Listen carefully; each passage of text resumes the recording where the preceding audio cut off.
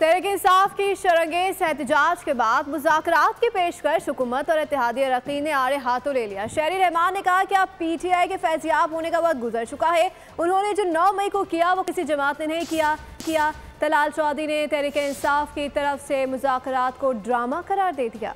तहरीक इंसाफ का U turn, हुकूमत और इत्तेहादी बरस पड़े, PTI को निशाने पर रख लिया। सेनेटर शेर रहमान ने कहा कि PTI के फैज़याब होने का वक्त गुजर चुका, अभी भी सिविल नाफरमानी की कॉल दी हुई है। PTI ने 24 नवंबर को जो किया उस पर माफी मांगे। हमने कुर्बानियां दी, डंडे खाए, लेकिन शोर नहीं मचाया।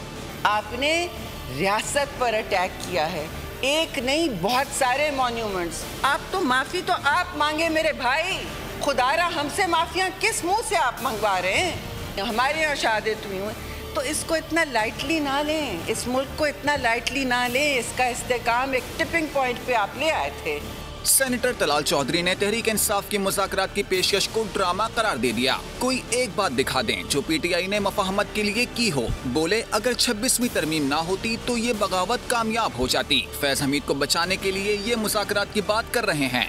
26वीं तरमीम ना हुई होती तो 26 नवंबर वाले कामयाब हो चुके होते उस बगावत में वो जो करने आए थे। कोई दिखा दें कि इन्होंने कोई मुफाहमत की बात की हो। फैज हमीद को बचाने के लिए मुज़ाकरात का ढोंग रचाया जा रहा है। तहरीक इंसाफ के सेनेटर अली जफर और मोहसिन अजीज ने हुकूमत के साथ मुज़ाकरात और मुफाहमत की पेशकश की। और हमारे से एग्री कर लें, हमारी बात मान लें। हमने इनको एक रास्ता दिखाया है, वो रास्ता है ट्रूथ एंड रिकंसिलिएशन का। हम आगे की तरफ एक कदम लेने के लिए तैयार हो गए हैं और इसको लेके आगे चलते हैं।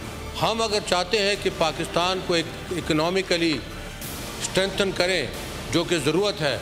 सेनेट का इजलास जुम्मे की सुबह 10:30 बजे तक मुलतवी कर दिया गया। सब्सक्राइब करें और बेल दबाएं ताकि कोई खबर रह न जाए।